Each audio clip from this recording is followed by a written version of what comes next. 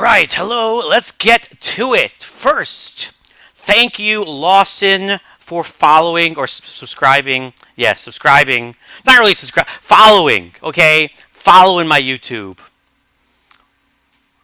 Or subscribing. Should I call it? No, it's so confusing, isn't it? All right. For following my YouTube or subscribing, and then it's subscribing to Twitch, and then but then if you subscribe but it's not money, then on Twitch, how is it money? Is it thank you for paying me? No, it has to be subscription. So subscribe. Yeah, subscribe always kind of denoted money. I think YouTube is at fault here. YouTube is stupid. Why is YouTube called subscription? It's not a subscription. You're not giving money. You're just following. So yeah, thank you, Lawson, for following my YouTube channel. Thank you. One of my first new followers on my YouTube channel since I started making videos again. It's awesome. Korgle for the win. Thank you for following my Twitch channel. Korgle for the win. You are indeed winning because you are now following my Twitch channel. Welcome to the friendliest tiny Twitch community. Kraken 3DFX. No, Kraken 3DFX. Thank you for following my YouTube channel. Kraken 3DFX. Thank you for following my YouTube channel. I appreciate it. I appreciate you. Okay. And today's tip of the day, life pro tip of the day. If you're super lazy, like me, and you also like coffee and caffeine, as most nerds do, here's a little life pro tip. McDonald's has a promotion. It's really like a permanent price change at this point, though. Who knows what the future will bring? But they changed the price on their coffee, so whatever size you get, it's always $1. This is just for the regular hot coffee. So small or large, same price. So you get a large hot coffee for $1. Now, make sure you tell them you want nothing in it, no cream, because creamer's nasty. Even if you like cream, their cream is stupid, is gross, and the cream takes space. You don't need cream, you need coffee. That sounds, yeah, okay. I mean, I wouldn't even put sugar in it. To put the sugar comes later. Like everything except for the coffee is shit. The coffee is, actually pretty good and it's really strong. And everything else takes some space. So you just want black coffee. You want a large black coffee, and then you bring it home, or I don't know, wherever your station, your gaming station is, or your workstation. And then you split it up into 2 cups of coffee, and then you put your cream or your milk, because, real men put milk in their coffee, not cream. Or I guess real men drink it black, but whatever. And then you put your sweetener, you get like your all-natural, maybe brown sugar. The cane sugar is good, or agave syrup, which is a lower glucose value than traditional sweeteners, so it's good, a good alternative, or maybe honey. So you put your sweetener in, and now you have a cup of coffee for 50 cents. 2 cups of coffee, 50 cents each, and it's high quality because the coffee is what you needed, and the condiments you supplied yourself, so it's good quality. You're not going to find a cup of coffee for 50 cents anywhere else. Quick to go, and even I can pour milk in a cup. Even I can do that. Making coffee, though, And if you really want to save your time and be efficient with everything possible, you get like 2 or maybe 3, but no more than that, because coffee does go bad, eventually. It goes bad very slowly, and if it's bad coffee, it's going to give you the squirts, basically. So you get the coffee, and then you make a cup. You keep it sealed, and then you make it like an individual serving over the course of a few days. So you don't have to go back because you're wasting fuel and drive time, and no one wants to leave their gaming setup anyway. So you got coffee for days, 50 cents a serving. Some good coffee. It's strong. Starbucks eats your heart out. Who needs to make their own coffee? If you don't want to go to McDonald's, my second favorite solution. Stores have started selling big jugs of pre-made black coffee, like no sweetener, no flavor, just ready-made coffee in a jug. Starbucks has their own, and some other companies too. And it's not that expensive because coffee is so easy to brew. It's only when you try and get the flavored stuff that the price goes up. And when you just get the black coffee, there's no additives, because they don't have to worry about preservatives, there's no sweeteners. It's just black coffee. Okay, now it is a bit more expensive than I would like, at least the Starbucks version. But if your store has, there are other competing brands, those are pretty affordable. Um, the McDonald's method is slightly better economically, but if you're worried about, old coffee giving you the squirts, the stuff from the supermarket's a little better. And as long as you make sure that, you put a good amount of milk in there, um, that'll make your coffee last longer as well as make it taste better. It's affordable and it's great for nerds.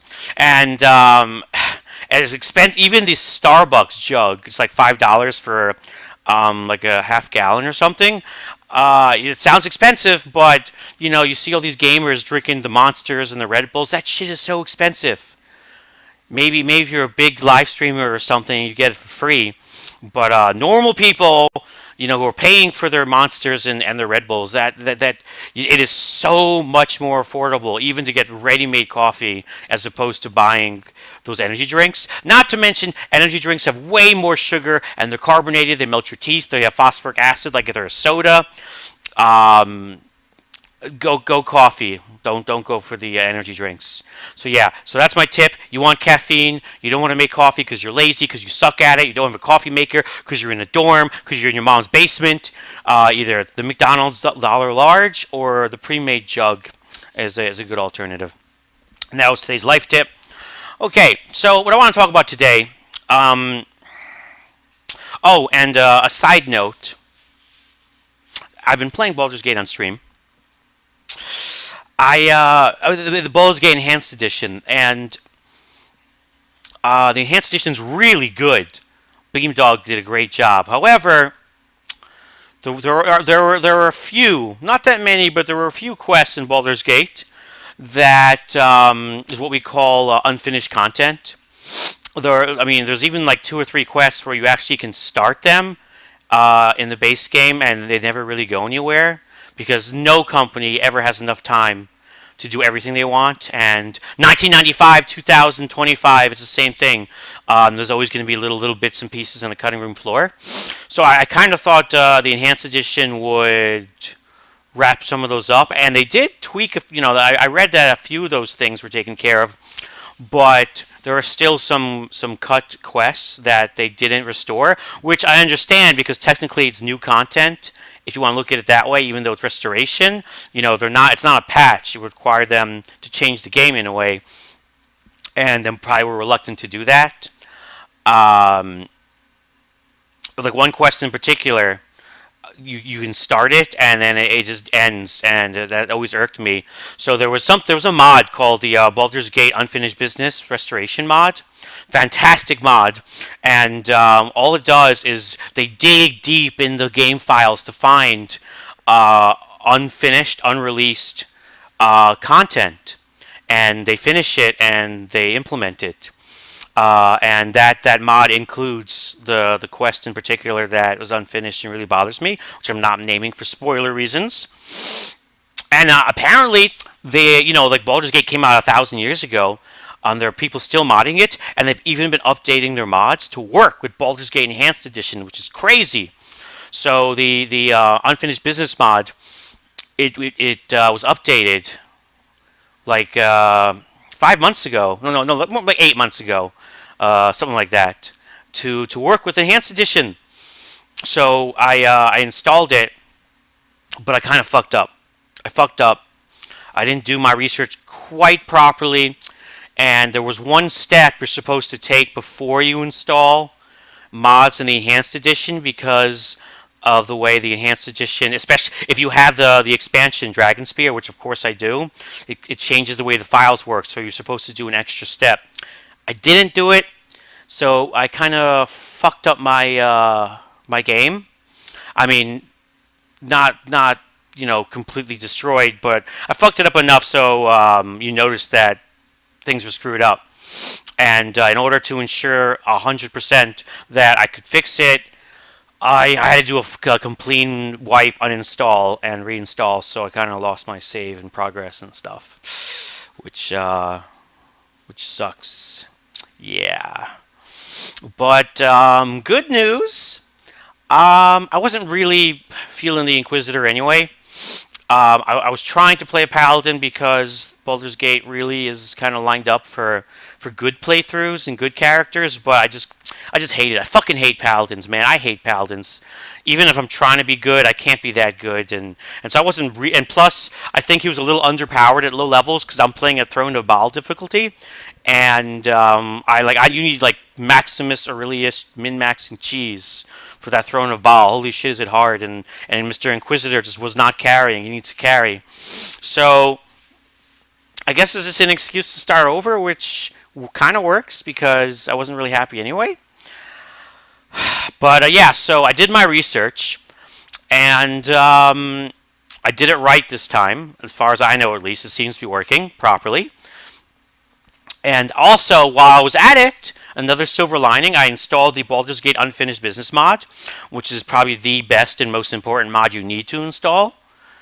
I also installed the Baldur's Gate like bonus quests mod, which just adds a few like super tiny quests here and there, like little encounters to make the world more interesting and alive, which is awesome.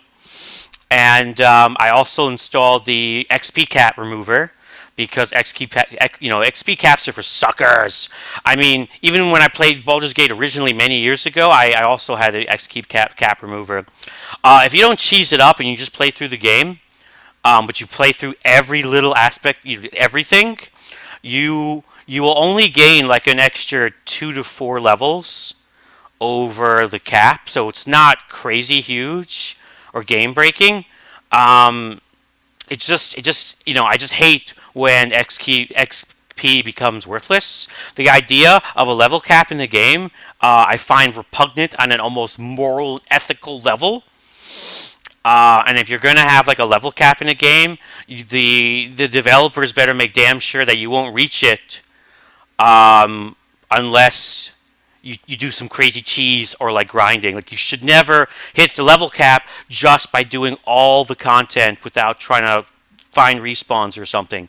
If you can just play but if you do all the content and you never backtrack or anything, if you hit the level cap and there's like 40% of the game left, then the developers fucked up. They fucked up. That's not how RPG levels are supposed to work. And for Baldur's Gate 1, it definitely had that problem.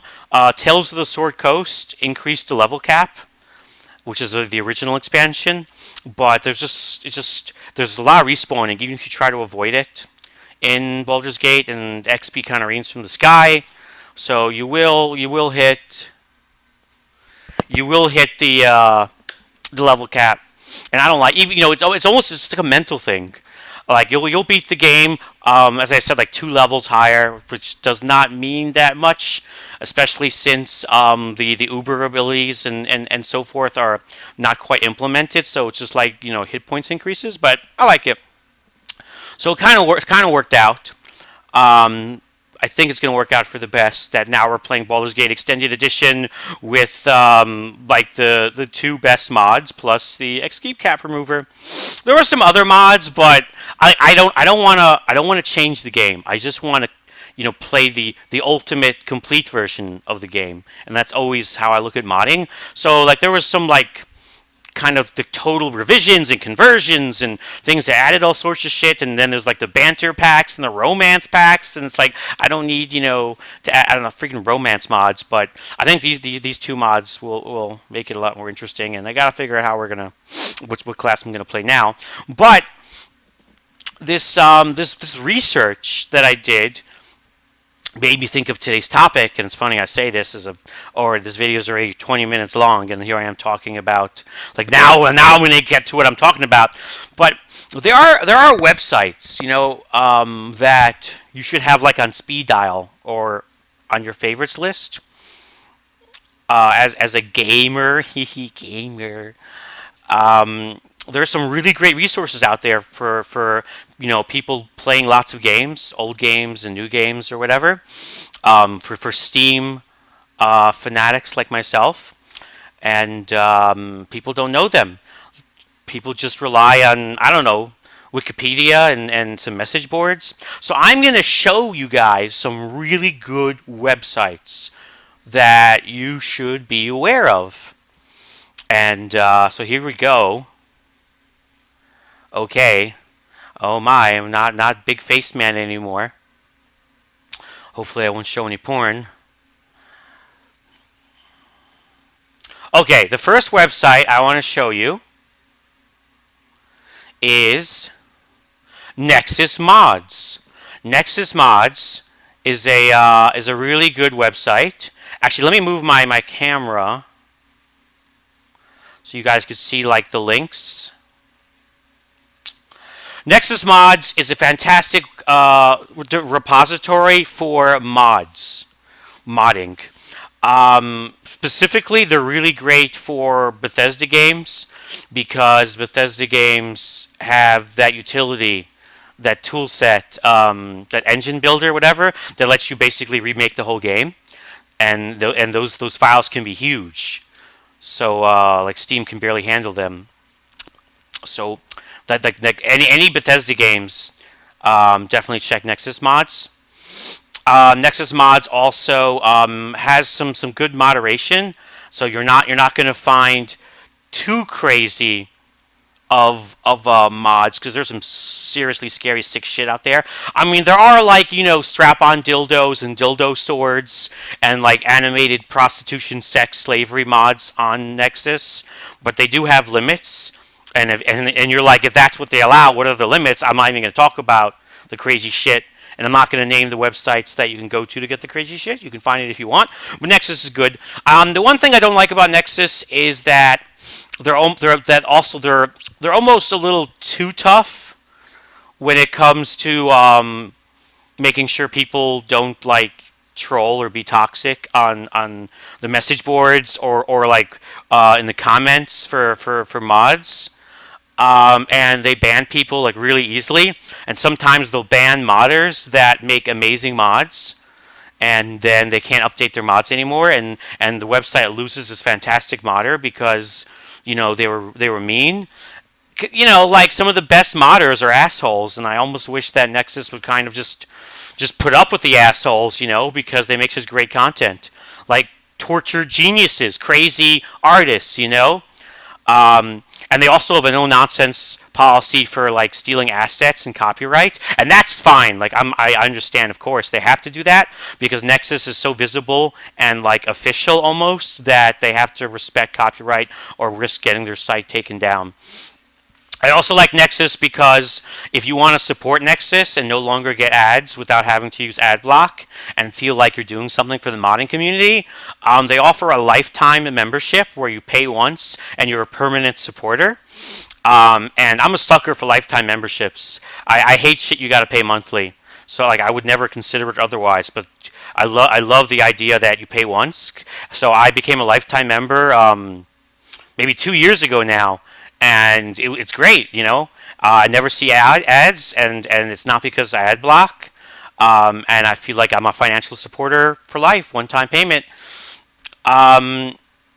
Nexus Mods also expanded their modding, so now like any game pretty much in the world you can mod for, but the other sections are a bit lacking.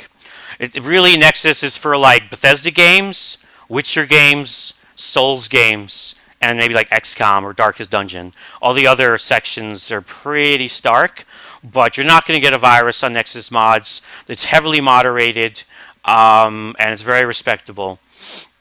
And it's useful. Steam is trying to compete with Steam Workshop mods, and then Bethesda's trying to do their own thing also. But there's concern in the modding community that might try to monetize and stuff.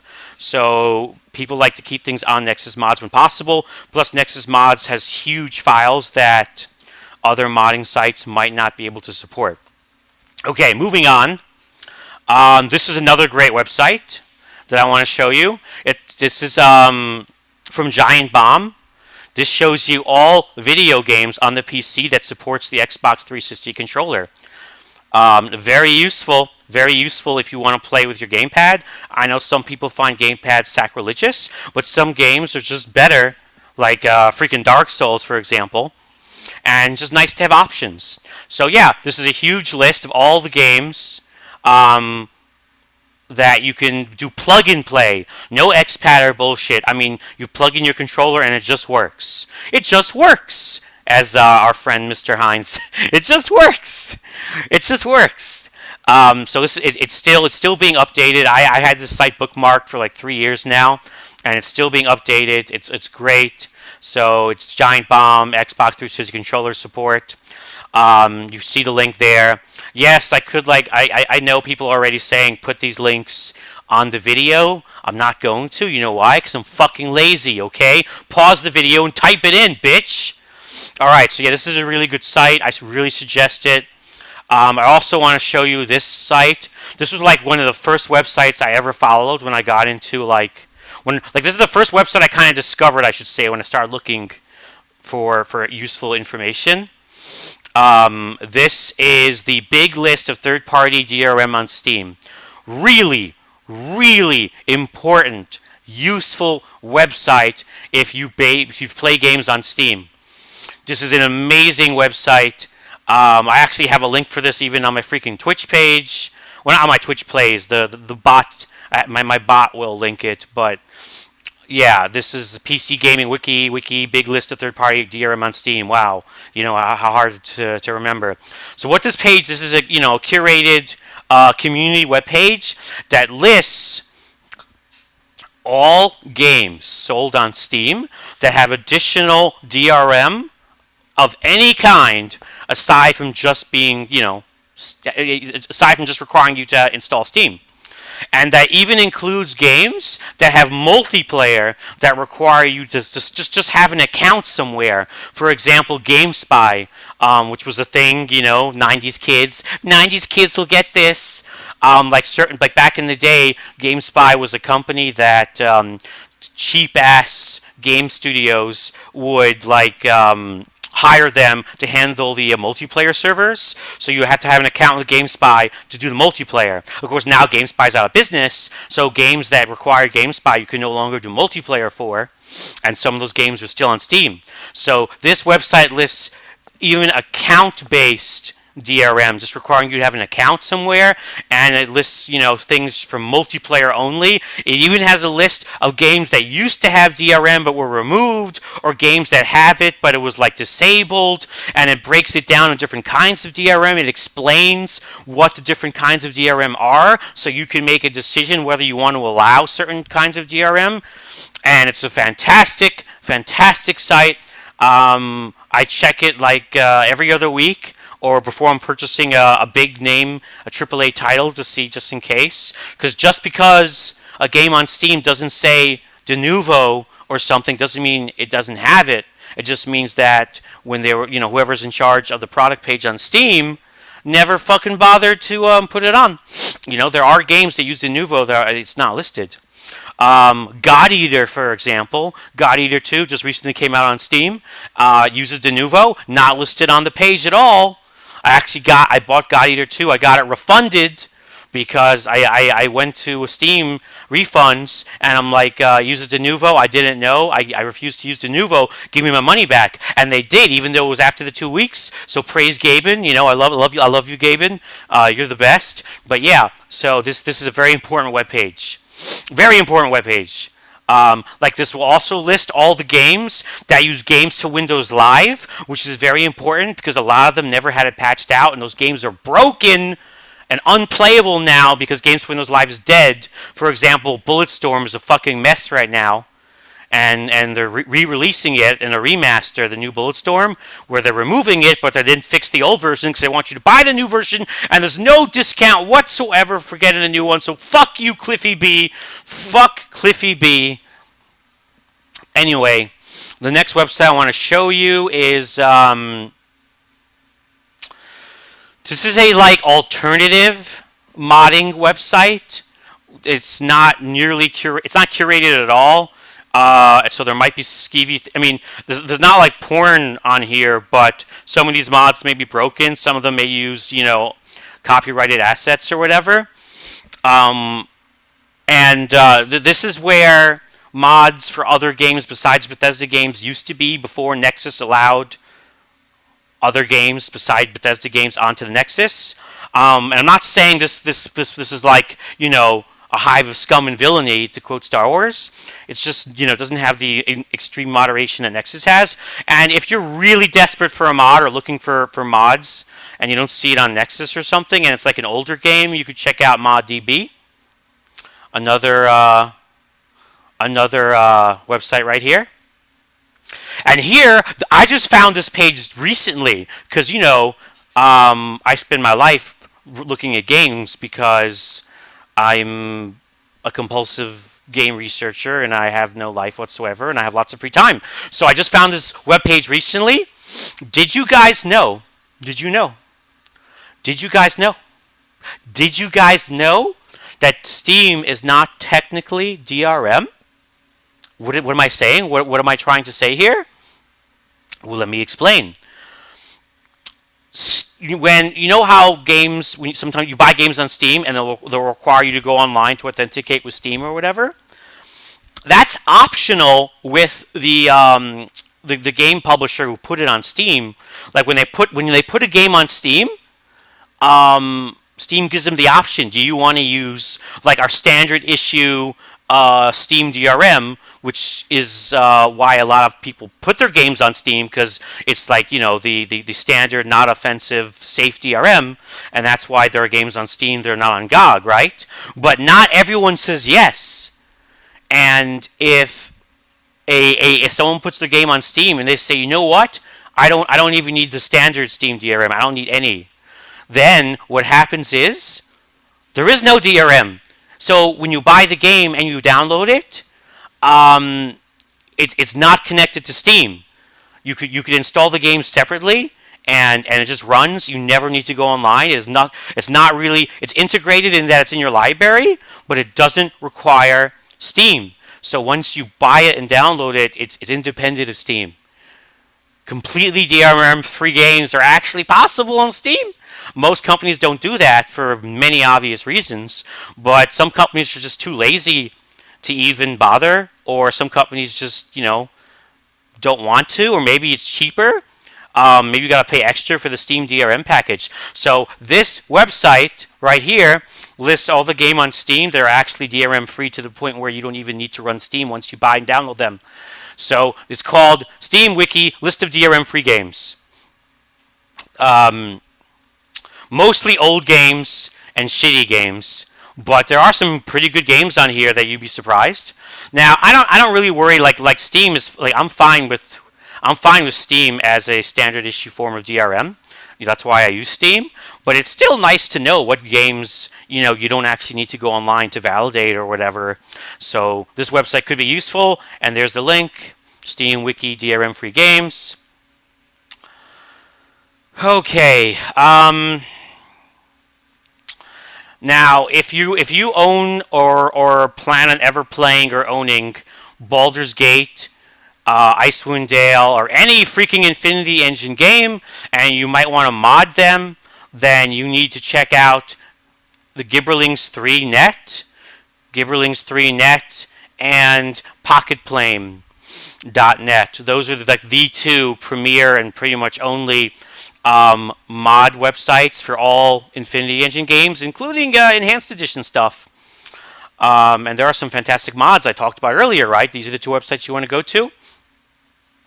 And finally, I want to show you guys another website. I just discovered this website today. Today I just discovered this. That's how amazing the internet and stuff is. There's a site called 13aggithub.io, whatever. So there's this guy, And all he does is he takes like older games and he does something with technology. I don't know. I'm not a mathematician to make games compatible with widescreen, because a lot of older games, if you try to play in widescreen and it just doesn't work, and if you play in the older resolution, it looks like shit. You get black bars or you get stretching and it ruins the games. I was actually looking for a solution to widescreen for Gun, because Gun is like the only decent Western on Steam, and I was kind of thinking of playing it, but I read that it doesn't have widescreen support and it looks like ass. And so one thing led to another, and I found this website, and it has Gun, and it also has he has a widescreen thing for freaking Call of Cthulhu: Dark Corners of the Earth, and for Cold Fear, which I already own. I didn't even know Cold Fear didn't have widescreen support, so thank God I found this website before I tried to play it.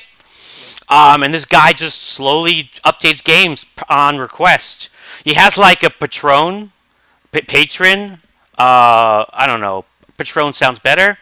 And you can like give him money to request that he works on a particular game faster, or you can just wait. And I mean, it's actually not an easy job, and it's great what he does. So, if I actually had a game I wanted, I would give him $5 to make widescreen support. But he already has like 14 pages of games that he has added widescreen support for. So, like, if he already did the game you're interested in, then you don't have to worry about any of that waiting or paying. Though you can still give him money if you want. And yeah, so I got the widescreen patch unofficial installer thing for Gun, Cthulhu, and Cold Fear, and I downloaded them, and because you never know when the internet gets destroyed and you want to keep them on your hard drive. So this is a really good website, because issues with widescreen support and stretching is probably the number one problem with older games, aside from just getting them to run or shitty controls. And yeah, so it's 13 Cthulhu Hub IO, whatever. And I think that's it. Oh, let me just give an honorable mention to this website. I plan on playing Arcanium someday.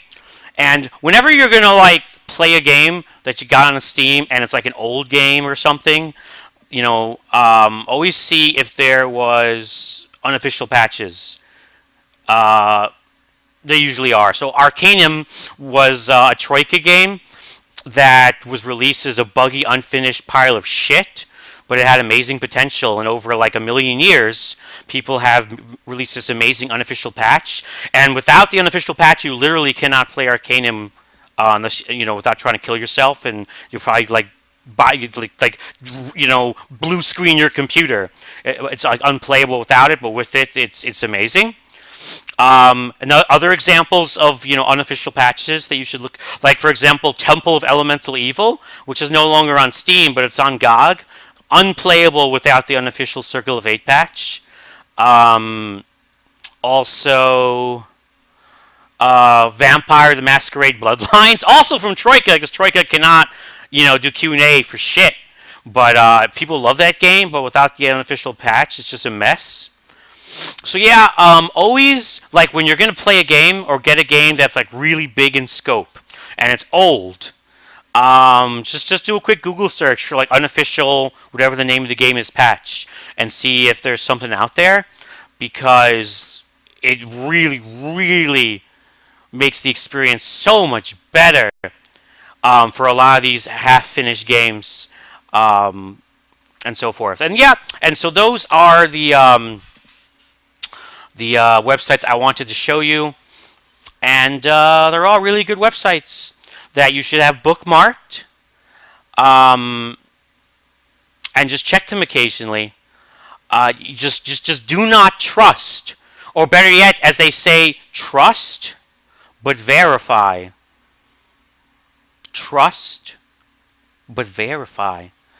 Don't assume a game has or has not de novo.